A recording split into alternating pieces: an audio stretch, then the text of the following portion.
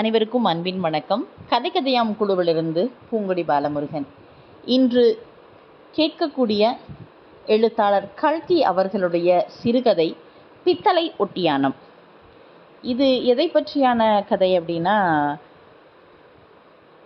3 பெண் குழந்தைகள் ஒரு வீட்டில் இருக்காங்க. அப்பா இருக்கும்போது 2 பெண் குழந்தைகளையும் நல்ல இடத்துல திருமணம் செய்து கொடுத்தாச்சு. 3வது பெண் குழந்தை வளர்ந்து வரும்போது அப்பா இறந்துடுறாங்க. அதனால் கொஞ்சம் வசதி குறைவான இடத்துல அந்த பெண்ணை அம்மா திருமணம் செய்து தர்றாங்க. ஒரு இடத்துல தன் மனைவி அவமானப்பட்டு விட்டாள் என்று அவளுக்காக தன் சக்தியை மீறி தங்கத்தில் ஒட்டியானம் வாங்கி கொடுக்குறாரு. அதற்காக என்ன செய்தார் என்ன அப்படிங்கிறது தான் இந்த பித்தளை ஒட்டியானம் கதை. தங்கம்மாள், சவுந்தரராஜன் இவங்க 2 பேர் தான் கதையுடைய நாயகன் மற்றும் நாயகி. திடீர்னு நடுநிசியில் தங்கம்மா திடுக்குன்னு கண் முழிச்சு எழுந்துட்டாங்க. ஏன்னா கதவு திறக்கிற ஓசை மெதுவாக கேட்டுச்சு. படுத்துட்டே நிமிர்ந்து பார்க்குறா. அவளுடைய கணவன் சவுந்தரம் கதவை திறந்துக்கிட்டு இருந்தா. வெளியே போய் மெதுவாக கதவை சத்தமே இல்லாமல் சாத்துனா. மாடிப்படிகளில் அவன் மெதுவாக இறங்கி போகிற சத்தம் கேட்டுச்சு. கொஞ்ச நேரத்துக்கெல்லாம் அவன் கீழே ஆஃபீஸ் அறையை திறக்கிறான். உள்ளே போய் விளக்க போட்டுக்கிட்டா. தங்கத்துக்கு இருதயம் பதன்னு அடிச்சுக்குது. இந்த பாதி நிசியில் அவர் எதுக்காக இறங்கி போகிறாரு? ஆஃபீஸ் அறையில் இப்போ போக வேண்டிய வேலை என்ன செய்கிறாரு? இவ்வளவு ரகசியம் எதுக்காக? நான் எந்திரிக்கக்கூடாது அப்படிங்கிறதுக்காகத்தானே ஓசையே படாமல் அவ்வளவு ஜாக்கிரதையாக கதவை திறந்துக்கிட்டு நிதானமாக நடந்து போகிறாரு. இதெல்லாம் எதுக்காக?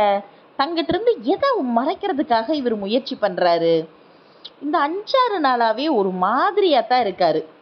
அவர் பழைய மனுஷராகவே இல்லை, அடியோட மாறி போயிட்டாரு.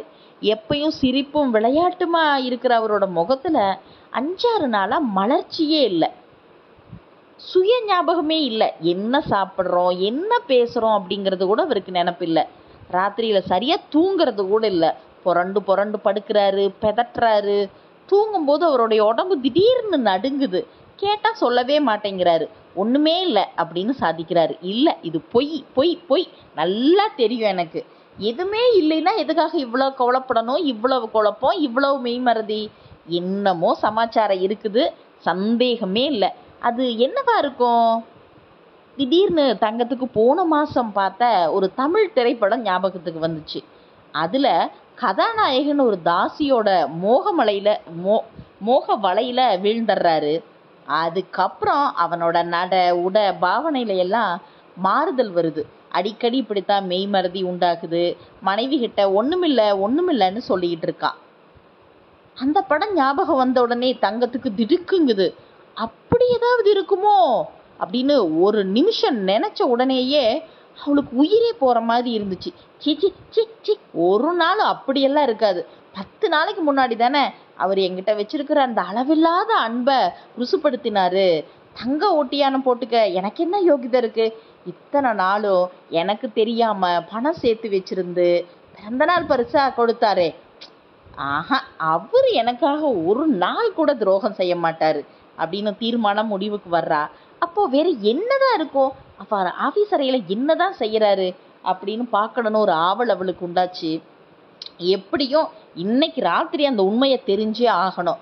இனிமேல் இந்த பாரத்தோட என்னால் தூங்க முடியாது அப்படின்னு தங்கமும் மெதுவாக எழுந்திருந்து அடிமேல அடி வச்சு பூனை மாதிரி கீழே இறங்கி போறா.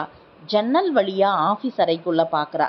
சவுந்தரம் மேஜை மேலே காகிதத்தை வச்சுக்கிட்டு ஏதோ எழுதிட்டு இருக்கா. இவ அமைதியாக நின்று பார்த்துக்கிட்டு இருக்கா. எழுதி முடிச்சுட்டு சவுந்தரம் தலையை நிமிர்க்கிறா. அவனுடைய கண்கள் இருந்து அப்படியே நீர்த்துளிகள் ததும்பி வழிஞ்சிட்டு இருக்குது. தங்கத்துக்கு அப்படியே கதி கலங்கிருச்சு. ஒண்ணுமே செய்ய தோணாம பிரம்ம பிடிச்ச மாதிரி நின்றுட்டு இருக்கா. அவ ஒரு கவர் எடுத்து அதுக்கு மேல விலாசம் எழுதுறான். பிறகு அதை ஒட்டுறதுக்காக இந்த பிசின் கொட்டாங்குச்சியை எடுக்கிறான். பிசின்ல தண்ணீரே விடாம அது காஞ்சு போயிருந்துச்சு. கொட்டாங்குச்சியை கையில எடுத்துக்கிட்டு தண்ணீருக்காக சமையல் அறைக்குள்ள போறான். போகிறம்போது வெளியில ஜன்னல் கதவுக்கு பின்னாடி நிற்கிற அவனுடைய மனைவி தங்கத்தை அவன் பார்க்கல. அவன் சமையல் அறைக்குள்ள நுழைஞ்சதுமே தங்கம் மின்னல் வேகத்துல ஆபீஸ் அறைக்குள்ள போறா. மேஜை மேல கிடந்த அந்த உரையை எடுத்து பாக்குறா. அது மேல இருக்கிற விலாசம் இவ பேருக்கு தான் எழுதி இருந்துச்சு. அப்படியே பதப்பதப்பாயிருச்சு. கடிதத்தை உரையிலிருந்து எடுத்து படிக்க தொடங்குறா. தங்கத்திற்கு அநேக ஆசீர்வாதம். உனக்கு இந்த கடிதம் மிகவும் ஆச்சரியத்தை அளிக்கலாம். நீ இதை படிக்கும்போது நான் வெகு தூரம் போய்விடுவேன். உன்னை பிரியும்படியான காரணம் ஏற்பட்டிருக்கிறது. நான் ஒரு பெரிய விபத்தில் அகப்பட்டு கொண்டு விட்டேன். நான் இங்கிருந்தால் உன் மனது ரொம்பவும் கஷ்டமடையும். ஆகையால் தான் போகிறேன். நீ உன் தாயார் வீட்டிற்கு சென்று சௌக்கியமாயிரு. உன் பேரில் எனக்கு ஒரு கோபமும் இல்லை. கடவுள் கிருபை இருந்தால் மறுபடியும் சந்திப்போம். என்னை பற்றி ஏதாவது அபவாதம் கேள்விப்பட்டால் உன் பேரில் நான் வைத்த பிரியத்தினால்தான் செய்தேன் என்று நீயே தெரிந்து கொள்வாய். இப்படிக்கு உன்னை ஒரு நாளும் மறவாத உன் அன்பு கணவன் சௌந்தரராஜன். அந்த மேற்படி கடிதத்தை தங்க ஒரு தரம் 2 தரம் படிக்கிறா. அவளோட தலையெல்லாம் கிர்ன்னு சுத்துது. கீழே விழுந்துடக்கூடாது அப்படின்னு மேஜையை பிடிச்சுக்கிட்டா. அதுக்குள்ள சமையல் அறைக்கு போயிருந்த சௌந்தரம் திரும்பி வர்றான். தங்கம் கையில கடிதத்தோட நிக்கிறத பார்த்து திடுக்கிட்டு போய் நிக்கிறான். பிரம்ம பிடிச்ச மாதிரி தங்கம் நின்றுட்டு இருந்த தங்கத்துக்கு டக்குன்னு உயிர் வந்துச்சு. ஒரே பாய்ச்சலா பாஞ்சு வந்து அந்த அறையோட கதவை சாத்துனா. சாத்திய கதவு மேல சாஞ்சுக்கிட்டு, எங்க நீங்க போறத பார்க்கலாம் அப்படின்னு சொல்ற பாவனையில நின்றுட்டு இருந்தா. அவ கடிதத்தை படிச்சுட்டா அப்படிங்கிறத சௌந்தரம் தெரிஞ்சுக்கிட்டான். தட்டு தடுமாறி, தங்கம் நான் சொல்றத கேளு அப்படின்னு அவ ஆரம்பிக்கிறான். கேட்க மாட்டேன் கேட்க மாட்டேன் கேட்க மாட்டேன் அப்படின்னு அலறுனா. திடீர்னு பயங்கரமா அழ தொடங்கி விம்மலுக்கு இடையே, என்ன நிர்கதியா விட்டுட்டு போக பார்த்தீங்களே, நீங்க போய் நான் சௌகரியமா இருக்கணுமா என் அம்மா வீட்டுக்கு போய் அப்படின்னு சொல்லிட்டு அழுது பேச ஆரம்பிச்சிட்டா. சௌந்தரராஜனுக்கு குபேரா பேங்க்ல குமஸ்தா வேலை. பள்ளிக்கூடத்துல படிச்ச காலத்திலிருந்தே ரொம்ப யோகியன்னு பேர் வாங்கினவ. அவனுக்கு சர்டிபிகேட் கொடுத்த உபாத்தியாயர்கள் எல்லாருமே அவனுடைய கல்வி திறமையும் புத்திசாலித்தனத்தை விட அவனுடைய நற்குணத்தை தான் அதிகம் சிலாகித்து சொல்லியிருக்காங்க. உண்மையிலேயே அவன் ரொம்ப தெய்வ நம்பிக்கையுள்ள புள்ள, பாப புண்ணியத்துக்கு அஞ்சினவ. அப்படிப்பட்டவன் அவன் வேலை செஞ்ச பேங்க்ல பணத்துல 1500 ரூபாய் திருடுனா அப்படின்னு சொன்னா அவனை தெரிஞ்சவங்க யாருமே நம்ப மாட்டாங்க. ஒரு நாள் இருக்கவே இருக்காது அப்படின்னு தான் சொல்லுவாங்க. ஆனாலும் அத்தகைய நம்பத்தகாத காரியத்தை அவன் செஞ்சுதான் இருந்தா. அப்படி அவன் செஞ்சதுக்கு காரணம் கடிதத்தில் எழுதியிருந்த மாதிரி அவன் மனைவி தங்கத்தின் மேல அவன் வச்சிருந்த அளவில்லாத பிரியந்தான். தங்கம் ஒரு டிப்யூட்டி கலெக்டர் சதாசிவம் ஐயரோட பொண்ணு. அவர் உயிரோடு இருந்து உத்தியோகம் பார்த்துட்டு இருந்தா கண்டிப்பா தங்கத்தை சௌந்தரத்துக்கு கல்யாணமே பண்ணி கொடுத்துருக்க மாட்டாரு. அவருடைய மூத்த பெண்கள் 2 பேரையும் பெரிய இடத்துல கொடுத்தது போல தங்கத்தையும் ஒரு ICS, FCS அல்லது ஒரு MBBSக்காவது தங்கம் வாழ்க்கப்பட்டிருப்பா. ஆனா தங்கத்துக்கு அப்படி ஒரு பாக்கியம் கிடைக்கல. யமன் திடீர்னு ஒரு நாள் வந்து டெபுட்டி கலெக்டராச்சேன்னு கூட பார்க்காம சதாசிவ ஐயரை கொண்டுட்டு போயிட்டான். அவர் மாரடைப்புனால இறந்து போனதாக ஜனங்கள் சொன்னாங்க. போனவர் நிறைய பணமாவது வச்சுட்டு போனாரா? பெரிய தொகைக்கு இன்சூரன்ஸாவது செய்திருந்தாரா? ஒண்ணுமே இல்லை. இன்சூரன்ஸ் ஏஜென்ட்டுகள்லாம் தங்களுடைய பிரச்சாரத்துக்கு அனுகூலமா அவருடைய பெயரை உபயோகிக்கும்படியா குடும்பத்தை நிர்கதியா விட்டுட்டு போனாரு. அந்த டிப்யூட்டி கலெக்டர் சதாசிவத்தையரை பாருங்க, இப்படித்தான் இன்சூரன்ஸ்ல எனக்கு நம்பிக்கை இல்லைன்னு சொல்லிட்டே இருந்தாரு. திடீர்னு ஒரு நாள் அவர் பாட்டு கண்ணை மூடிட்டாரு. தோ அவருடைய பொண்டாட்டியும் பிள்ளையும் திண்டு அடிக்கிட்டு இருக்காங்க அப்படின்னு இன்சூரன்ஸ் ஏஜென்ட் சொல்றது சர்வ சகஜமாயிருச்சு. தங்கத்துக்கும் சௌந்தரத்துக்கும் முடிச்சு போட்டிருந்தனால தான் சதாசிவையர் அப்படி இறந்து போனாரோ என்னமோ, அதுதான் யாருக்கு தெரியும். பெரிய இடமா பார்த்து 2ஆம் தரமா தங்கத்தை கொடுத்துடலாம் அப்படின்னு யோசனை சொன்னாங்க. ஆனா தங்கத்தோட அம்மா அதுக்கு சம்மதிக்கல. 2 பெண்களை பணக்கார இடத்துல கொடுத்து அதுல கிடைச்ச அனுபவம் அந்த அம்மாக்கு வேணவே வேணாம். ஏழையா இருந்தாலும் இருக்கட்டும், நல்ல பிள்ளையா கண்ணுக்கு பார்க்கும்படியா இருந்தா போதும், தங்கத்துக்கு அதிர்ஷ்டம் இருந்தா பணங்காசெல்லாம் தானா வந்துட்டு போகுது அப்படின்னா. சதாசிவையர் தன்னை கல்யாணம் செஞ்ச பின்னாடி தான் அவருக்கு அதிர்ஷ்டம் அடிச்சுது, பெரிய உத்தியோகம் இருந்ததுன்னு அந்த அம்மா தன்னுடைய வாழ்க்கை அனுபவத்துல நினைச்சுக்கிட்டு அவ்விதம் சொன்னாங்க. தங்கத்தோட தமக்கைமார்கள்ல ஒருத்தி ICSக்கும் இன்னொருத்தி பெரிய வருமானமுள்ள வக்கீலுக்கும் வாழ்க்கப்பட்டிருந்தாங்க. அவங்களுக்கெல்லாம் தங்கத்தை இவ்வளவு சின்ன இடத்துல கொடுக்கறதுல திருப்தி இல்லை. தங்களோட கௌரவத்துக்கு அது குறைவு அப்படின்னு நினைச்சாங்க. ஆனா பணம் கொடுத்து ஒத்தாசை செய்யவும் அவங்க தயாரா இல்லை. அம்மா கிட்ட மட்டும் தங்கைக்கு பறிந்தவங்கள மாதிரி பேசினாங்க. அம்மாவோ நான் என்னடியம்மா செய்வேன், 3 பிள்ளைங்களை படிக்க வைச்சாகணும், கையில் இருக்கிற அற்ப சொற்பத்தையும் தொலைச்சிட்டா அப்புறம் என்ன கதியாகிறது, ஏதோ நீங்கள் 2 பேரும் பெரிய இடத்துல வாக்கப்பட்டு வசதியாக இருக்கிறது போதும், அவளுக்கு அதிர்ஷ்டம் இருந்தால் தானாக பணங்காசெல்லாம் வருதுன்னு சமாதானம் செஞ்சா. இறுதியில் சௌந்தரத்திற்கும் தங்கத்துக்கும் நல்ல சுபலக்னத்தின கல்யாணம் ஆச்சு. அம்மாவோட வாக்கு பழிக்கும் போல இருந்துச்சு. பெண் அதிர்ஷ்டசாலியாக தான் இருந்தா. கல்யாணம் ஆனதும் பையனுக்கு பேங்க்ல உத்தியோகம் கிடைச்சிது. சம்பளம் 2 வருஷத்துல உயர்ந்து 60 ரூபாய் ஆயிடுச்சு. அது வரைக்கும் ஒண்டு குடித்தனத்தில் இருந்த தங்கத்துக்கு போதும் போதுன்னு ஆயிடுச்சு. அரை வயிறு சாப்பாடு கிடைச்சாலும் போதும், தனி வீட்டில் இருக்கணும்னு தீர்மானிச்சு 25 ரூபாய்க்கு ஒரு சின்ன வீடு எடுத்துக்கிட்டு அதில் குடித்தனம் செஞ்சாங்க. அவங்க கூட மைத்திரன் ஒருவனும் இருந்து படிச்சுக்கிட்டு இருந்தா. அவங்க வாழ்க்கை ரொம்ப சந்தோஷமயமாக இருந்துச்சு, ஒரு குறைவுமே இல்லை. தங்கத்தோட அம்மா அவங்கள வந்து பார்த்துட்டு போன போதெல்லாம் பணக்கார இடத்துல கொடுத்த பொண்ணுங்களை எல்லாத்தையும் விட என் மக தங்கம்தான் ரொம்ப சந்தோஷமா இருக்கிறா அப்படின்னு பெருமையோட சொல்லிட்டு இருக்காங்க. இப்படி இருக்கிற சமயத்துல ஒரு பித்தளை ஒட்டியானம் இவங்க வாழ்க்கையே குலைச்சி போட்டுருச்சு. ஒரு நாள் சௌந்தரம் ஆஃபீஸ்ல இருந்து வீடு திரும்பின போது தங்கம் இடுப்புல பளபளன்னு ஜொலிச்ச ஒட்டியானத்தை போட்டுக்கிட்டு இருந்தா. பலே ரொம்ப ஜோரா இருக்கே அப்படின்னு சௌந்தரம் சொன்னா. 1500 ரூபாய் தான், வாங்கி தர்றீங்களா அப்படின்னு தங்கம் கேட்டா. உன் பிறந்தகத்துக்கு எழுதுனா உடனே தந்தி மணியாடுற கதறிட்டு வருது அப்படின்னு சௌந்தரம் சொன்னான். கொஞ்ச நேரம் இப்படி வேடிக்கை பேச்சு நடந்த பின்னாடி அந்த பித்தளை ஒட்டியானத்தோட விலை 7 ரூபாயினோ, 2 வருஷத்துக்கு மெருகு கேரண்டி, அடுத்த வீட்டு அம்மா வாங்கியிருந்ததை பார்த்து தானும் ஒன்று வாங்கியிருக்கிறதாவும் தங்கம் சொன்னான். கொஞ்ச நாளைக்கெல்லாம் தங்கத்தோட மூத்த தமக்க மிஸ்ஸஸ் கமலா ராமச்சந்திரனோட வீட்டில் அவளுடைய 3ஆம் குழந்தைக்கு ஆண்டு நிறைவு கல்யாணம் நடந்துச்சு. அதுக்கு தங்கமும் சௌந்தரமும் போனாங்க. தங்கம் அந்த 7 ரூபாய் பித்தளை ஒட்டியானத்தை போட்டுக்கிட்டு கிளம்பின போது சௌந்தரத்துக்கு திருப்தி இல்லை. இது என்னத்துக்குமா பித்தளை ஒட்டியானம் அப்படின்னு என்ன ஜாதி விட்டு தள்ளி விடுவாங்களா என்ன, அப்படி தள்ளுனாத்தான் தள்ளட்டுமே அப்படின்னு தங்கம் சொன்னான். நல்லா இருக்கு, நீயே பத்திரமாத்து தங்கம், உன்னை உருக்குனா 100 ஒட்டியானம் செய்யலாமே. நானே தங்கம் அதில் அழகாக கல்யாணம் செஞ்சுருக்கேனே, எனக்கு என்ன குறைச்சல் அப்படின்னு 2 பேரும் குதூகலமாக பேசிட்டு அந்த வீட்டுக்கு போனாங்க. அங்கே போய் கொஞ்ச நேரம் ஆனதும் தங்க இடுப்பில் இருந்த ஒட்டியானம் மற்றவங்களோட கவனத்தை கவர்ந்துருக்கிறத பார்த்தா அங்கே இருக்கிற பெண்கள் அந்த ஒட்டியானத்தை சுட்டி காட்டி பேசினாங்க. இதுதான் இப்போ புதுசாக வந்திருக்கா, 9 ரூபாயா அப்படின்னு ஒருத்தர். இல்லை 7 ரூபாய் தான் அப்படின்னு இன்னொருத்தி சொன்னா. இவ்வளவு சுலபமாக இருக்கும்போது என்னத்துக்காக 1000 1500 கொடுத்து வாங்கணும், அட 10 நாளைக்கெல்லாம் பல்லு இழிச்சிடுமே, அப்போ என்ன பண்ணுறது அப்படின்னு இன்னொருத்தி. இந்த பேச்செல்லாம் தங்கத்தோட காதில் நாரகசமாக வந்து விழுந்துச்சு. அங்கே வந்திருந்தவங்க உடம்புலெல்லாம் ஒரே வைரமும் தங்கமா இழைச்சிட்டு வந்திருந்தாங்க.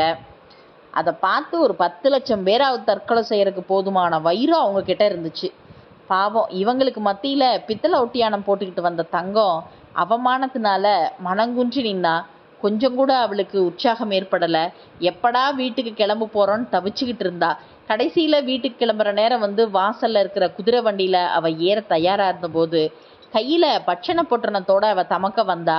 தங்கத்தோட காதில் ரகசியமா, ஏண்டி அசடே, இந்த பித்தளை ஒட்டியானத்தை ஏன் போட்டுக்கிட்டு வந்த, ஆசையாக இருந்தால் என்ன கேட்டால் நான் கொஞ்ச நாளை போட்டி கொள்ள கொடுத்துருக்க மாட்டேனா, இந்த மாதிரியெல்லாம் இனிமேல் செய்யாத, அற்பம்னு நினச்சிக்க போகிறாங்க அப்படின்னு அவ சொன்னது ஏற்கனவே வண்டிக்குள்ள இருந்த சௌந்தரத்தோட காதில் அப்படியே அப்பட்டமாக விழுந்துச்சு. வீடு போய் சேர்ற வரைக்கும் 2 பேரும் எதுவுமே பேசலை. தங்கத்துக்கு பொங்கி வர்ற அழுகைய ரொம்ப கஷ்டப்பட்டு அடக்கிட்டு வந்தா.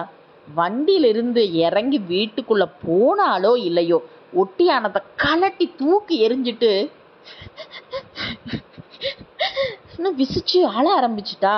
வண்டிக்காரனுக்கு பணத்தை கொடுத்துட்டு உள்ள வந்த சௌந்தரம் அவ அழறத பார்த்துட்டு, இந்த சனியம் பிடிச்ச ஒட்டியானம் என்னத்துக்கு, அந்த தருத்திரங்க ஏதாவது நினைச்சுக்குன்னு அப்பயே சொன்னனே, கேட்காம போட்டுட்டு வந்த, இப்போ அழுது என்ன பிரயோஜனம். இதை கேட்ட தங்கம் விம்மிக்கிட்டே, எங்க அப்பா மட்டும் இருந்திருந்தா இப்படி அவங்க கிட்ட பேச்சு கேட்குற மாதிரி விட்டுருப்பாரா, அவங்கள மாதிரி நானும் தங்க ஒட்டியானம் போட்டிருக்க மாட்டேனா, எல்லாம் என்னோட நேரம் அப்படின்னு அவள் அழ ஆரம்பிச்சிட்டா. அவளோட சொல்லும் அழுகையும் சௌந்தரத்தோட மனசு அப்படியே பழக்கிற மாதிரி இருந்துச்சு. நம்மளை கல்யாணம் பண்ணதுனால தானே இவளுக்கு இந்த கதி நேர்ந்தது, இவளுக்கு ஒரு ஒட்டியானம் வாங்கி கொடுக்கறதுக்கு கூட நமக்கு சக்தி இல்லையே அப்படின்னு அவனுடைய மனசில் ஒரு வேதனை. ஆமாம், உங்கள் அப்பா இருந்திருந்தா உன்னையும் பணக்கார இடத்துல கல்யாணம் பண்ணி கொடுத்துருப்பாரு, இந்த ஏழையை கட்டிக்கிட்டு நீ கஷ்டப்படுற கதி உனக்கு வந்திருக்காது, உண்மைதான் தங்கம் அப்படின்னு வருத்தப்பட்டு அவன் சொன்னானோ இல்லையோ, தங்கத்தோட அழுக பளிச்சுன்னு நின்றுச்சு. ஓடி வந்து சவுந்தரத்தோட கழுத்தை கட்டிக்கிட்டு, அப்படியெல்லாம் சொல்லாதீங்க, உங்கள் அன்பு மட்டும் எனக்கு போதும், இந்த நகையும் வேணாம், நட்டும் வேணாம், எதுவுமே எனக்கு வேணாம் அப்படின்னு அவ சொன்ன அந்த நிமிஷத்துலேயே எப்படியாவது இவளுக்கு தங்க ஒட்டியானம் வாங்கி கொடுத்துடணும், இல்லாட்டி நான் மனுஷனே இல்லை அப்படின்னு சவுந்தரம் தீர்மானம் பண்ணிக்கிட்டா. கொஞ்ச நாளா அந்த குபேரா பேங்கை பற்றி ஊரில் வதந்திகள்லாம் வந்துட்டு இருந்துச்சு. அந்த பேங்க்ல பணம் போட்டிருந்தவங்க அவசர அவசரமாக பணத்தை வாபஸ் வாங்கிட்டு இருந்தாங்க. இந்த நெருக்கடியில் தினந்தோறும் மேனேஜிங் டைரக்டரே பேங்க்குக்கு வந்து எல்லா காரியங்களும் நடத்திட்டு இருந்தாரு. ஒன்றும் பயம் இல்லை, இம்மாதிரி நெருக்கடி இதுக்கு முன்னாடியே வந்திருக்கு, அதையெல்லாம் சமாளிச்சது மாதிரி இதையும் சமாளிச்சிருவோம் அப்படின்னு பேங்க்ல வேலை பார்க்குறவங்களுக்கு தைரியம் சொல்லிட்டு இருந்தாரு. பேங்க் மேலே நம்பிக்கையை வர வைக்கிறதுக்காக மேனேஜிங் டைரக்டர் பணம் போட்டிருந்தவங்க பணத்தை கேட்ட உடனே கொடுக்க ஏற்பாடு பண்ணியிருந்தாரு. ஃபிக்ஸட் டெபாசிட்டுகளை நியாயப்படி கொடுக்க வேண்டியதில்லை, ஆனாலும் அவங்க அநேகம் பேருக்கு ஃபிக்ஸட் டெபாசிட்டுகளை திருப்பி கொடுத்தாங்க. இது மட்டும் இல்லாமல் சில பேருக்கு ஓவர் டிராஃப்ட் தாராளமாக அனுமதிச்சுட்டு இருந்தாரு. சில பேருக்கு புது கடன்கள் கூட சேங்ஷன் செஞ்சார். இப்படியெல்லாம் செய்தால் பேங்க்கை பற்றி ஜனங்களோட சந்தேகம் தீர்ந்து மறுபடியும் அவங்க பணம் போட ஆரம்பிப்பாங்க அப்படிங்கிறது அவரோட அபிப்பிராயம். இந்த நேரத்தில் குபேர வங்கி சம்பந்தமாக ஊரில் பரபரப்பு ஏற்பட்டிருந்த நிலைமையில தான் ஒரு நாள் சாயந்தகாலம் சவுந்தரம் வெகு குதூகலமாக வீட்டுக்கு வந்தா. தங்கம், இன்னைக்கு உனக்கு பிறந்த நாளாச்சே, கடைத்தெருவுக்கு போகலாம் வர்றையா அப்படின்னு கேட்டா. கடைத்தெருவுக்கு போய் பிறந்தநாள் பெருசு என்ன வாங்கி தர போகிறீங்க, வைரத்தோடு தங்க ஒட்டியானம் வாங்கி தர போகிறீங்களா அப்படின்னு கேட்டா. ஆமாம், வாங்கி தரத்தான் போகிறேன். கம்மன் இருங்க, பரிகாசம் பண்ணாதீங்க, அப்படி ஒன்றும் நகை ஆசை பிடிச்சு நான் ஒன்றும் கிடக்கல. உனக்கு ஆசை இல்லாட்டியும் நான் பண்ணி தர்றது என் கடமை தானே அப்படின்னு சவுந்தரம் சொல்லிட்டு சட்டப்பையிலிருந்து ஒரு கட்டு 100 ரூபாய் நோட்டுகளை எடுத்து போட்டான். ஒரு நிமிஷம் தங்கம் அப்படியே ஸ்தம்பித்து போய் நின்றுட்டா. அப்புறம் அந்த நோட்டுகளை கையில் எடுத்துட்டு எண்ணி பார்த்தா 15 நோட்டு, 1500 ரூபாய். ஏதுங்க இந்த பணம், நிஜமாவே நகை வாங்கி தர போறீங்களா அப்படின்னு கேட்டு அவளுக்கு நான் தழுத்தழுத்துது. ஆமாண்டி அசடே, உன்னை ஏமாத்துவனா, மாதம் கொஞ்சம் கொஞ்சமாக சம்பளத்தில் மீத்து பேங்க்கில் போட்டுட்டு வந்தேன். 2000 ரூபா ஆனதை உனக்கு சொல்லலான்ட்டு இருந்தேன், அது வரைக்கும் பொறுமை இல்லை. இன்னைக்கு உன்னோட பிறந்த நாளாச்சே, அதுதான் எடுத்துகிட்டு வந்துட்டேன், கிளம்பு போகலாம் அப்படின்னு உற்சாகமாக சொன்னா. 10 நாளைக்குள்ள தங்கம் 2வது தடவையாக ஓடி வந்து சவுந்தரத்தோட கழுத்தை கட்டிக்கிட்டு கண்ணீர் பெருக்குனா. இந்த தடவை அவள் கண்ணில் வந்தது ஆனந்த கண்ணீர்னு சொல்லவே வேண்டியதில்லை. 2 பேரும் கடத்தெருவுக்கு போய் பல கடைகளில் பார்த்து தங்க ஒட்டியானம் ஒன்று 1100 ரூபாய்க்கு வாங்கிட்டு வைரத்தோடு செய்யறதுக்கும் ஆர்டர் கொடுத்துட்டு வந்தாங்க. அந்த 2-3 தினங்கள் சவுந்தரம் சந்தோஷமாக இருந்தது போல அவனோட வாழ்நாளில் வேற எந்த நாள்லையுமே அவன் இருந்ததில்லைன்னே சொல்லலாம். தங்கத்தோட இடுப்பில் தங்க ஒட்டியானத்தை பார்த்து அவ்வளவு அகமகிழ்ந்தான். தங்கத்தோட முகமலர்ச்சியை பார்த்தே அவனுக்கு மனசு அவ்வளவு பூரிப்பாக இருந்தது. காரியம் எவ்வளவு சுலபமாக முடிஞ்சிருச்சு அப்படின்னு நினைக்கும் போது அவனுக்கே ஆச்சரியமாக இருந்தது. நல்ல வேலை, அவ்வளவு மனோதைரியம் தனக்கு இருந்ததை எண்ணி எண்ணி அவனே பெருமை அடைந்தான். அந்த ஒரு நிமிஷம் தப்ப விட்டுருந்தோம்னா அவ்வளவுதான், சம்பளத்தில் பணம் மீத்து எந்த காலத்தில் தங்க ஒட்டியானம் செஞ்சு கொடுத்துருக்க முடியும். மாதம் பல்ல கடிச்சுக்கிட்டு 10 ரூபாய் மிச்சம் பண்ணாலும் வருஷத்துக்கு 120 ரூபாய், 1500 ரூபாய் சேர்றதுக்கு 12 வருஷம் ஒரு மாமாங்கம் ஆயிரும். சிவசிவா, அதுக்குள்ள எந்த ராஜா எந்த பட்டணம் போய் போடுவானோ, யார் கண்டது. அதுக்குள்ள 1-2 குழந்தை குட்டியும் ஆயிட்டா அப்புறம் தங்கம் அவளுடைய வாழ்நாளில் இந்த பித்தளை ஒட்டியானத்தோடையே திருப்தி அடைச்சிருக்க வேண்டியது தான் அப்படின்னு நினைக்கிறான். திடீர்னு அவன் மனசுல தோணுது, ஒருவேளை விஷயம் வெளியே தெரிஞ்சிருச்சுனா அப்படின்னு நினைச்ச உடனே திடுக்குன்னு ஆயிடுச்சு. ஆனால் அவன் அந்த நினைப்புக்கு அதிகமாக இடம் கொடுக்கல. விஷயம் வெளியாகிறதுக்கு வழியே கிடையாது. அன்னைக்கு நடந்த எல்லாத்தையும் திரும்ப ஞாபகத்துக்கு கொண்டு வர்றான். அப்போ பகல் 12 மணி. பணம் வாங்க வந்தவங்களோட கூட்டம் அப்படியே கொஞ்சம் கொஞ்சமாக குறைஞ்சிட்டு இருந்துச்சு. சவுந்தரத்தோட பெட்டியில் இருந்த பணம் எல்லாமே காலி ஆயிடுச்சு. இன்னும் 5 நிமிஷம் போனால் கேட்பவங்களுக்கு கையை விரிக்க வேண்டிய சூழல். இந்த சமயத்தில் மேனேஜிங் டைரக்டர் அறையிலிருந்து ரிசர்வ் பேங்க்லேருந்து பணம் வந்துருச்சு. ஒவ்வொரு குமாஸ்தாவாக வந்து பணம் வாங்கிட்டு போகணும் அப்படின்னு தகவல் வந்துச்சு. சவுந்தரத்தோட முறை வந்தபோது அவனும் பணத்துக்காக போனான். 100 ரூபாய், 50 ரூபாய், 10, 5 ரூபாய் நோட்டுக்கெல்லாம் 5000 ரூபாய் அவன் எண்ணி எடுத்துக்கிட்டான். அவன் பணத்தை எண்ணிட்டு இருக்கும்போது திடீர்னு டெலிஃபோனில் மணி அடிக்கவே மேனேஜிங் டைரக்டர் டெலிஃபோன் குழாய் எடுத்து பேச தொடங்கினார். யார் என்ன சொன்னாங்கன்னு தெரியல, அவருடைய முகம் அப்படியே கவலையால் வாடிச்சு. அந்த சமயத்தில் டெலிஃபோனில் அவர் கவனமாக இருந்த நேரத்தில் சௌந்தரம் அதிகப்படியாக 2 கட்டுகளை எடுத்து போட்டா. பிறகு 5000 ரூபாய்க்கு கையெழுத்து போட்டுக்கிட்டு கீழே பணம் வாங்கவங்க காத்துக்கிட்டு இருக்காங்கன்னு அவசரமாக இறங்கி போயிட்டான். மாடிப்படி இறங்கும் போதே அந்த அதிகப்படி நோட்டுகளை அவனுடைய பெரிய கோட் பைக்குள்ளே வச்சுக்கிட்டா.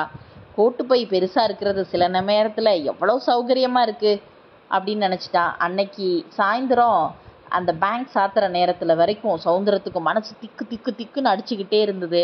யாருக்கிட்டையாவது அதிகப்படி பணம் இருக்கா அப்படின்னு மேனேஜிங் டைரக்டர் கேட்டு அனுப்புனா. உடனே கையில் இருந்த நோட்டுகளை பெட்டியில் போட்டுட்டு ஆமாம் அதிகமாக இருக்குன்னு ஒப்புக்களை தயாராக இருந்தா. சோதனை கீதனை அப்படின்னு பேச்சு வந்தாலும் அப்படி செய்யறதுக்கு அவன் சித்தமாக இருந்தா. ஆனால் தங்கத்துக்கு அஷ்டம் இருக்கும்போது அப்படியெல்லாம் ஏன் நடக்குது? ஒன்றுமே நடக்கலை. அடுத்த நாளும் அதுக்கடுத்த நாளும் பேங்க்கில் ஏதாவது கசமுசா வருதான்னு பார்த்தான். ஒன்றுமே நடக்கலை. கிணத்துல கல்லை தூக்கி போட்ட மாதிரி அப்படியே இருந்துச்சு. பணம் கேட்கவங்களோட கூட்டம் கூட கொஞ்சம் கொஞ்சமாக குறைஞ்சி போச்சு. கேட்குற எல்லாத்துக்குமே வட்டி இல்லாமல் பணம் கொடுத்து வந்ததுலேருந்து மறுபடியும் ஜனங்களுக்கு பேங்க் மேலே நம்பிக்கை வந்த மாதிரி தோணுச்சு. சிலர் வாங்கின பணத்தை திருப்பி போடுறதுக்கு கூட வந்திருந்தாங்க. சௌந்தரத்தோட மனசு அப்பாடான்னு இப்போ தான் நிம்மதி அடைஞ்சி. அந்த நிம்மதியும் குறையிற அளவுக்கு ஒன்று ஏற்பட்டது. எடுத்தது தான் எடுத்தோம், இன்னும் 2 கட்டு சேர்த்து எடுத்துடக்கூடாதா அப்படின்னு व्यசனப்பட்டா. இன்னொரு 1000 ரூபாய் மிச்சம் இருந்தால் வருங்காலத்தில் ஆபத்து சமயத்தில் உதவி இருக்கும். மறுபடியும் அது மாதிரி சந்தர்ப்பம் வாழ்நாளில் இங்கே வரப்போகுது அப்படின்னு அவனுக்கு ஒரு வேதனை. அந்த பேங்க்குக்கு எதுக்கால தான் ஒரு பெரிய கட்டடம், அதில் ஒரு ரொம்ப பிரசித்தமான ஹோட்டல் இருந்துச்சு. அந்த நவநாகரிய ஹோட்டலில் சாப்பாடு போட்டதோட தங்குறதுக்கு இடமும் கொடுத்தாங்க. மேல் மாடியில் இருந்த சின்ன சின்ன அறைகள் தினசரியிலையும் மாதவரியிலையும் வாடகைக்கு விட்டுட்டு இருந்தாங்க. அந்த மேல் மாடி அறைகளையும் தாழ்வாரத்தையும் சௌந்தரம் வேலை செய்கிற கவுண்டர்ல இருந்து நல்லா பார்க்கலாம். பேங்க்ல அதிக கூட்டம் இல்லாத போது சௌந்தரம் அந்த ஹோட்டல் அறைகளுக்கு வர்ற புதுசாக வர்ற மனிதர்களை அவங்களோட நடை உடை பாவனைகளை கவனிச்சுட்டு பொழுது போக்குறது வழக்கம். பக்கத்தில் இருக்க மற்ற குமாஸ்தாக்கள் கிட்ட அவனோட ஹிட்லர் மீசையை பாரு, இவன் யாழ்ப்பாணத்து மனிதன் போல இருக்கா, அப்படியே அப்பா எவ்வளோ உயரம் அப்படின்னு சொல்லி வம்பு பேசி சந்தோஷப்பட்டுட்டு இருப்பான். தங்க ஒட்டியான வாங்கி கொடுத்து 4வது நாள் சௌந்தரம் வழக்கம் போல் அந்த மாடி அறைகள் பக்கம் பார்க்குறான். அந்த அறையில் ஒன்றில் கையில் புத்தகத்தோடு வந்த ஒரு ஆசாமி தன்னையே பார்த்துக்கிட்டு இருக்கிற மாதிரி சௌந்தரத்துக்கு தோணுச்சு. இந்த முகத்தை எங்கேயோ பார்த்துருக்கமே அப்படின்னு யோசிச்சுக்கிட்டே இருந்தா. அப்புறம் பார்க்குற சமயமெல்லாம் அந்த ஆசாமி நேரடியாக இவனை பார்க்குற மாதிரியே, சில சமயம் புத்தகத்தில் கவனமாக இருக்கிற மாதிரியும் பாசாங்கு பண்ணிட்டு கடைக்கண்ணால் இங்கே பார்க்குற மாதிரியே தோணுச்சுக்கு. இவனுக்கு பயம் அதிகமாயிருச்சு. இந்த முகத்தை எங்கேயோ பார்த்துருக்கமேன்னு திரும்ப திரும்ப யோசனை பண்ணதி பளிச்சுன்னு ஞாபகம் வந்துச்சு. உடனே அவனுக்கு கதி கலங்குச்சு. சௌந்தரத்தோட மைத்திரி அந்த குழந்தையாண்டு நிறைவு கல்யாணத்து போது இந்த ஆசாமி வந்திருந்தா. அவனை பற்றி 2 பேர் பேசிகிட்டு இருந்தாங்க. ராமானுஜம் இப்போ சிஐடியில் இருக்கான் தெரியுமா, டிபார்ட்மெண்ட்டில் அவனுக்கு ரொம்ப நல்ல பேர், சீக்கிரம் ப்ரமோஷன் ஆகுன்னு சொல்கிறாங்க அப்படின்னு இன்னொருத்தர்கிட்ட சொல்லிட்டு இருந்தது ஞாபகத்தில் வந்துச்சு. அப்போ தான் இவன் அந்த ஆசாமியை ரொம்ப கவனமாக பார்த்தான். அவனுக்கு இப்போ ரொம்ப திகில். அப்படியே கைக்குட்டை எடுத்து முகத்தில் விடுகிற வேர்வையை தொடச்சிக்கிட்டான். அப்படியே இயந்திர மாதிரி வேலை செஞ்சானே தவிர அவனுக்கு வேலையில் கவனமே இல்லை. இந்த சிஐடி போலீஸ்காரன் இங்கே எதுக்கு வந்திருக்கான், இத்தனை நாளும் இல்லாமல் இப்போ இங்கே வர என்ன காரணம், பணம் குறைஞ்ச விஷயமா, என் பேரில் ஏதாவது சந்தேகம் வந்திருக்குமோ, வேறு எதுக்காக அங்கே வந்து உக்காந்துருக்கான், எதுக்கு தன்னையே பார்த்துக்கிட்டு இருக்கா அப்படின்னு மனசெல்லாம் ஒரே யோசனையாக இருந்துச்சு. அன்னைக்கு சாயந்தரம் வீட்டுக்கு வந்ததுமே தங்கம் அவனை பார்த்து, ஏன் ஒரு மாதிரியாக இருக்கீங்க, முகம்லாம் வாடி இருக்கு. ஒன்றும் இல்லை, வேலை அதிகம், வேற ஒன்றும் இல்லை அப்படின்னு பதில் சொன்னான். அடுத்த நாள் பேங்க்குக்கு போகும்போது இன்னைக்கு அந்த சிஐக்காரன் அங்கே இல்லைன்னா ஒரு ஆபத்து இல்லைன்னு நினச்சிட்டு போனான். இன்னைக்கு அவன் இருக்க மாட்டான், நம்முடைய பயம் வீண் பயம்னு தைரியப்படுத்திக்கிட்டு அவன் போனான். அங்கே போய் உட்காந்து வழக்கமான இடத்துல உட்காந்ததும் எதுக்கு பக்கம் பார்த்தா அங்கே அந்த சிஐடி போலீஸ் இல்லை. அப்பாடி பொழைச்சோம், எதுக்கு வீண் பயம் அப்படின்னு குற்றமுள்ள நெஞ்சுங்கிறது சரியாக போச்சே, இந்த தடவையோட போதுமப்பா, இனிமேல் வாழ்க்கையில் இது மாதிரி ஒரு காரியம் செய்யக்கூடாது அப்படின்னு நினச்சிட்டு இருக்கா. அப்போ வாசல்ல இருந்து மேனேஜிங் டைரக்டரோட கார் வந்து நிற்கிறத பார்க்குறான். அவர் பேங்குக்குள்ளே வந்த 10 நிமிஷத்துக்குள்ள சௌந்தர தற்செயலாக நிமிர்ந்து பார்க்குறான் எதிர்மாடி பக்கம். அங்கே மறுபடியும் அந்த சிஐடி கழுகு உட்காந்துக்கிட்டு தன்னையே விரித்து பார்த்துட்டு இருக்கிறத பார்த்துட்டான். அவனுடைய உடம்பு ஒரு குலுங்குச்சு. மேனேஜிங் டைரக்டர் இவனும் ஏதோ பேசி வச்சிருக்கணும். இவன் தன்னோட சந்தேகத்தை தெரியப்படுத்தியிருப்பான். ஐயோ, என்ன ஒருவேளை நம்ம அரெஸ்ட் பண்ணிடுவாங்களோ அப்படின்னு பயக்கிறான். போலீஸ்காரங்க தன்னோட கையில் விலங்க மாட்டி தெருவழியாக அழைச்சிட்டு போகிற காட்சி அப்படியே கண்ணாலேயே கற்பனை பண்ணி பார்த்து அவனுக்கு திகிலாயிருச்சு. அந்த காட்சியை மட்டும் தங்கம் பார்த்தா என்ன ஆகும் அப்படின்னு நினச்ச உடனே பதச்சு உடம்பெல்லாம் வேர்த்து போய் உக்காந்துருக்கான். போலீஸ்காரங்க விலங்கோட வர்றதை ஒவ்வொரு நிமிஷமும் எதிர்பார்த்துக்கிட்டே இருக்கான். ஹோட்டல் மாடி பக்கம் பார்க்கவே கூடாதுன்னு பல்ல கடிச்சுக்கிட்டு சிரமப்பட்டான். ஆனால் அந்த சிஐடிக்காரனோட கண்கள் தன்னோட பேர்லேயே இருப்பறதா அவனுக்கு தோணுச்சு. அந்த கழுகு மூக்கும் வெறிச்ச கண்ணும் அந்த குரூரமான முகம் அவன் மனக்கண்ணில் வந்துக்கிட்டே இருந்துச்சு. சாயந்தரம் பேங்க் சாத்துற வரைக்கும் ஒன்றுமே நடக்கல. நம்ம பேரில் வெறும் சந்தேகம் மட்டும் தோண்டி இருக்கோம்.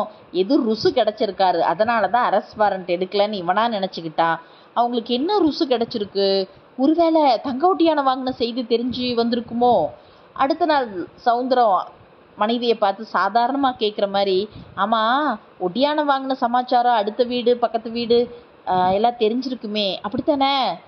நல்லா இருக்கு, வீடு வீடாக போய் சொல்லிட்டு வருவேன்னு நினச்சிங்களாக்கும். நேற்றுக்கு அடுத்த வீட்டு அம்மாமி பார்த்துட்டு அசல் தங்கோட்டியான மாதிரியே இருக்குடி அப்படின்னா, அப்போ கூட நான் நிஜத்தை சொல்லலை. என்ன அவசரம், தானே தெரியட்டும்னு இருந்துட்டேன். ஏன் எதுக்காக கேட்குறீங்க? விசேஷம் ஒன்றும் இல்லை, ஆனால் இப்போதைக்கு யார்கிட்டையும் சொல்ல வேணாம். இந்த காலத்தில் தான் பொறாமை அதிகமாக இருக்கே அப்படின்னு சவுந்தரம் சொன்னான். அதுக்கப்புறம் 4-5 நாள் போயிடுச்சு. வழக்கம் போல் இவன் பேங்க்குக்கு போயிட்டு வந்தான். ஒவ்வொரு நாளும் அந்த சிஐடிக்காரன் இருக்க மாட்டான்னு நினச்சிட்டு போவான்.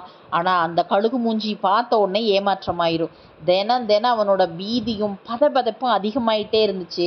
2ல் 1 சீக்கிரம் தீர்ந்துட்டா தேவலை அப்படின்னு அவனுக்கு தோணுச்சு. நைட்டெல்லாம் தூங்கும்போது அவனுடைய உடம்பு பயத்தில் தூக்கி போடுதும் ஏதேதோ பெதற்றதையும் பார்த்து மனைவியோட கவலை அதிகமாயிட்டே இருந்துச்சு. ஒரு நாள் பேங்க்கில் 2 குமாஸ்தா கூடி ரகசியம் பேசிகிட்டு இருந்ததை பார்த்துட்டு அவங்க பக்கத்தில் போய் என்ன சமாச்சாரம் அப்படின்னு கேட்டா. எனக்கு தெரியாதா, பேங்க்கில் ஏதோ பணம் காணாமல் போயிருக்கு. ஏற்கனவே ஊர் இருக்கிற கபாரால் அதை வெளியில் விடக்கூடாதுன்னு மேனேஜிங் டைரக்டர் மூடி வச்சிருக்காரா. திருட்டு போன தகை எவ்வளவுன்னு தெரியலை, அது டைரக்டருக்கும் கேஷியருக்கும் தான் தெரியுமா அப்படின்னு பேசுகிறாங்க.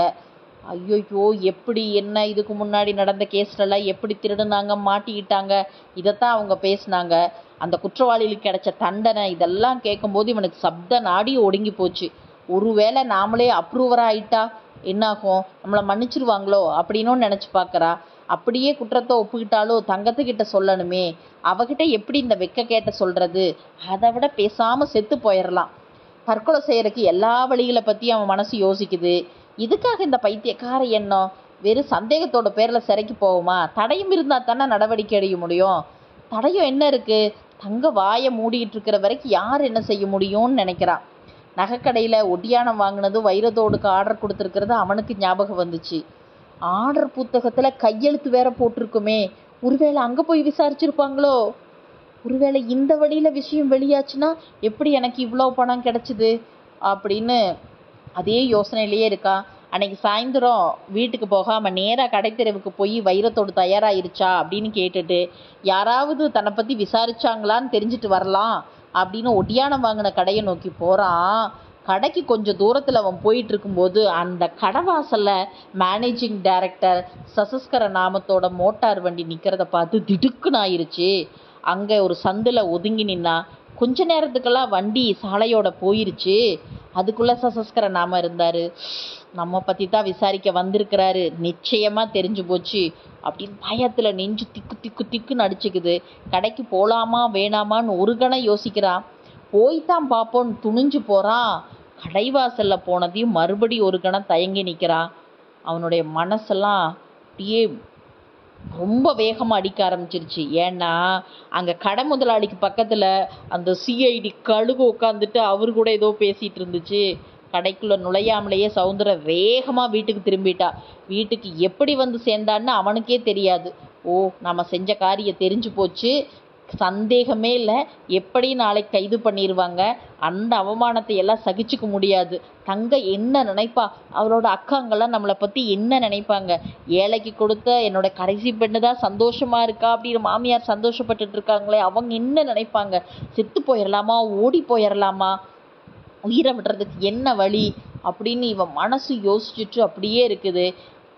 செத்து போகிறத விட இப்போதைக்கே கண்காணாத இடத்துக்கு ஓடி போயிடலாம், பின்னாடி பார்த்துக்கலான்னு தீர்மானம் பண்ணா. அன்னைக்கு இரவு தான் சவுந்தரம் தங்கத்துக்கு கடிதம் எழுதி வச்சுட்டு அவளுக்கு தெரியாமல் வெளியேறி போக முயன்றா. தங்கத்துக்கிட்ட இப்போ மாட்டிக்கிட்டான். லேசில் உண்மையை சொல்லலை, கேள்வி கேட்டும் கண்ணீர் விட்டும் அவகிட்ட கொஞ்சம் கொஞ்சமாக சொன்னா. என்னன்னா, ஒரு சிநேகிதன் 2000 ரூபாய் கடன் கொடுக்கறதா சொல்லியிருந்ததாகவும், அது அடுத்த நாள் வந்துரும் நம்பி பேங்க் பணத்தை போட்டு ஒட்டியானம் வாங்கினதாகவும் அந்த பாவி கையை விரிச்சிட்டான்னு சொன்னா. அந்த குற்றத்தை குறைச்சிக்கொள்ளு எண்ணத்தோட தான் சவுந்தரம் இப்படி சொன்னான். ஆனால் தங்கத்துக்கு அது ஒரு பெரிய ஆறுதல். கொஞ்ச நேரம் கவலை கண்ணீரில் பயத்தில் வாடி வதங்கி போயிருந்த அவளோட முகம் ஒரு நிமிஷத்தில் பிரகாசம். அப்படித்தானே, எடுத்தது தெரியாமல் இப்போ போய் பணத்தை போட்டுடலாமா, இப்போ ரொம்ப நாள் ஆயிருச்சே, அதனால் என்ன மோசம், இருந்தாலும் ஒரு நல்ல, நான் சொல்கிறத கேளுங்க, ஒடியானத்தை நாளைக்கு கொண்டு போய் விற்றுருங்க. நல்ல வேலையாக தங்க நகையாக வாங்கினோம், வைரமாக இருந்தால் பாதி பணம் கூட வராது. விற்றுட்டு கையில் பாக்கி உள்ளதையும் எடுத்துகிட்டு நேராக மேனேஜர்கிட்ட போய் நடந்ததை நடந்தபடி சொல்லிடுங்க. பகவான் இருக்கிறார், நமக்கு ஒன்றும் கெடுதல் வராது அப்படிங்கிறா. இதுதான் சரியான யோசனைன்னு தோணுச்சு. இவனும் அதை கொண்டு போய் விற்கிறான். தங்கத்தோட விலை 3 ரூபாய் அதிகமானதுனால அதை ஒடியானத்தோட அதிர்ஷ்டவசமாக அதுவே இவனுக்கு பணம் திரும்பி வந்துருச்சு. 1500 ரூபாயா. மேனேஜிங் டைரக்டரை கொண்டு போய் 1500 ரூபாயும் கொடுத்து விஷயத்தை சொன்னபோது அவர் ஆச்சரியத்தில் பிரமிச்சு போனார். நல்ல வேலை இன்னைக்கே கொண்டு வந்து கொடுத்தேன், நாளைக்கு டூ லேட் ஆகிருக்கும். பரவாயில்ல, உன்னை நான் மன்னிச்சிட்றேன், உன் மேலே எந்த வழக்கும் தொடுக்கிறது இல்லை அப்படின்னு அவர் வாக்கு கொடுத்தாரு. சார், தயவு செய்து அந்த சிஐடிக்காரனை உடனே போக சொல்லுங்க சார், அவன் முழிச்சு பார்த்துக்கிட்டே இருந்தால் ஒரு வேளையும் ஓட மாட்டேங்குதுன்னா. அவர் ஆச்சரியத்தோட, எந்த சிஐடி சொல்கிற அப்படின்னு ஒன்றும் தெரியாத மாதிரி, சார் எதிர் ஹோட்டல் மாடியில் இருக்கிற அந்த அவனைத்தான் சார் சொல்கிறேன், அவன் முகத்தை நினச்சிட்டாலே ராத்திரியெல்லாம் எனக்கு தூக்கமே வர மாட்டேங்குது சார் அப்படின்னா. மேனேஜிங் டைரக்டர் மூக்கில் விரலை வச்சு தன்னோட ஆச்சரியத்தை தெரிப்படுத்தினார். பலே கெட்டிக்காரன்டா நீ, சிஐடி போட்டிருக்கிறது கூட கண்டுபிடிச்சிட்டியே. இன்னைக்கு ஒரு நாள் தான் அவன் இருப்பான், நாளைக்கு வரமாட்டான். சார் ரொம்ப நன்றி சார், கவுண்டருக்கு போகிறேன் சார், இந்த விஷயம் தெரியாமல் பார்த்துக்கோங்க சார் அப்படின்ட்டு சவுந்தரம் போயிட்டா. இவ்வளோ புத்திசாலி, இந்த சின்ன வேலை இருக்கக்கூடாது, கூடிய சீக்கிரம் உன்னை ஒரு கிளை ஆஃபீஸ் ஏஜெண்ட்டாக போடுறேன் அப்படின்னு சொல்கிறாரு. இவன் உற்சாகத்தோட கீழே போய் அன்றைக்கி நிம்மதியாக வேலை பார்த்தான். சிஐடிக்காரனையும் அவனோட கழுகு பார்வையும் அதுக்கப்புறம் அவன் கொஞ்சம் கூட லட்சியமே பண்ணலை. சாயந்தரம் வீட்டுக்கு போன உடனே தங்கத்துக்கிட்ட எல்லா விவரத்தையும் சொன்னதையும் அந்த சந்தோஷத்தை கொண்டாடுறதுக்காக 2 பேரும் ஒரு ஹிந்தி சினிமாவுக்கு போயிட்டு வந்தாங்க. அப்பாடி, இவங்களுக்கு 2 பேரும் ராத்திரி ரொம்ப நேரம் பேசிகிட்டு இருந்து நிம்மதியாக தூங்குனாங்க. அடுத்த நாள் காலையில் அடுத்த வீட்டு ஐயாசாமி ஐயர் கையில் பத்திரிக்கையோட அவசரமாக வந்தார். என்ன மிஸ்டர் சவுந்தரம், கடைசியில் கள்ள தூக்கி போட்டிங்களே அப்படின்னு கேட்டுகிட்டே வந்தார். சவுந்தரத்துக்கு ஒன்றுமே புரியல. என்ன என்ன என்ன சார் அப்படின்னு பரபரப்பாக கேட்டான். உங்களுக்கு தெரியாதா, குபேரா பங்கி கோவிந்தா ஆயிடுச்சாமே, சசஸ்கர நாமம் எல்லாத்துக்கும் பெரிய நாமத்தை போட்டுட்டு போயிட்டானாமே அப்படின்னு சொல்லிட்டு பத்திரிக்கையை கொடுக்குறார். சவுந்தரம் திகைப்போட அந்த பத்திரிக்கையை வாங்கி படிக்கிறான். குபேரா பங்கியில் சில நாட்களுக்கு முன்பு பரபரப்பு ஏற்பட்டிருந்தது நேயர்களுக்கு தெரியும். அந்த பரபரப்பு ஒரு வாரமாக அடங்கி இருந்தது. பேங்கிற்கு நெருக்கடி தீர்ந்து விட்டது என்று எல்லாரும் எண்ணியிருந்த சமயத்தில் திடுக்கிடும்படியான சம்பவங்கள் நேற்று இரவு நடந்திருந்தன. குபேரா வங்கியின் மேனேஜிங் டைரக்டர் ராவ் சாஹிப் சசஸ்கரநாமம் நேற்று இரவு எழும்பூர் ரயில்வே ஸ்டேஷனில் கைது செய்யப்பட்டார். வங்கியின் கையிருப்பிலிருந்து அவர் ஏராளமான தொகைகளை கையாடியிருப்பதாக தெரிந்தது. சில நாளாக ரகசிய போலீசார் அவரை கண்காணித்து வந்தனர். நேற்று இரவு அவர் கைது செய்யப்பட்ட போது அவர் வசம் சுமார் 2 லட்சம் ரூபாய் பெருமானமுள்ள சவரன்களும் தங்க நகைகளும் இருந்தன என்று தெரிகிறது. முந்தைய 2 தினங்களில் அவர் மார்க்கெட்டில் ஏராளமாக சவரன்கள் வாங்கி சேகரித்திருந்தாராம். அவர் மதுரைக்கு டிக்கெட் வாங்கியிருந்த போதிலும் உண்மையில் புதுச்சேரிக்கு போக உத்தேசித்திருந்தார் என்று தெரிகிறது. அவரை நல்ல சமயத்தில் கைது செய்த சிஐடி போலீசாரின் சாமர்த்தியம் பெரிதும் பாராட்டப்படுகிறது. இதை படித்ததையும் சவுந்தரம் அப்படியே ஸ்தம்பித்து போய் உட்காந்துட்டா. யோசிக்க தான் அவனுக்கு எல்லாம் தெளிவாக தெரியுது. சிஐடிக்கார பேங்கிய காவல் புரிஞ்சது தனக்காக அல்ல, மேனேஜிங் டைரக்டருக்காகத்தான். தான் ஒடியானம் வாங்கிய கடையில் தான் மேனேஜிங் டைரக்டர் நிறைய நகையை வாங்கியிருக்காரு. அங்கே அவர் என்ன பண்ணாருன்னு தெரிஞ்சுக்கத்தான் சிஐடி விசாரிச்சிருக்காரு. தனக்கு ஒரு ஆபத்தும் இல்லை. ச்சே, பணத்தை திருப்பியே கொடுத்துக்க வேண்டியது இல்லையே, வீண் பயம், வீண் கவலை, வீண் நஷ்டம் அப்படின்னு யோசிச்சுட்டு ஒரு வாரம் மனசு தெளிவடைஞ்சிச்சு. தங்கத்தை கூப்பிட்டு விஷயத்த சொன்னதும் அவ ரொம்ப ஆச்சரியப்பட்டா. அப்பாடி, நம்ம பயப்பட்டதெல்லாம் வீண் அப்படின்னு சௌந்தரம் சொன்னபோது தங்க சொல்கிறா, நல்ல வேலை நேத்திக்கே ஒட்டியானத்தை விற்று பணத்தை கொடுத்து தொலைச்சிங்க. இல்லாமல் போனால் அது நம்ம தலையில் எப்பயுமே ஒரு பெரிய பாரமாக இருக்கும்.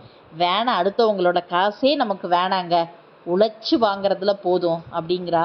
அதுக்கு என்ன பதில் சொல்கிறதுன்னு சௌந்தரத்துக்கு தெரியல. கொஞ்ச நேரம் கழித்து திடீர்னு, இதில் இன்னொரு சங்கடம் இருக்கே தங்கம், பேங்க்கை மூடிட்டாங்க, அப்போ எனக்கு வேலை போச்சே அப்படின்னு கவலையோடு சொல்கிறா. வேலை தானே, போனால் போட்டும், நீங்கள் போகாமல் இருக்கீங்களே, எனக்கு அதுவே போகும் அப்படின்னு தங்க சொன்னா. அவனுக்கு வேற எதுவுமே சொல்ல தோணாமல் என்னோட தங்கமே அப்படின்னு சொல்கிறதாக இந்த கதையை முடிச்சிருக்காரு.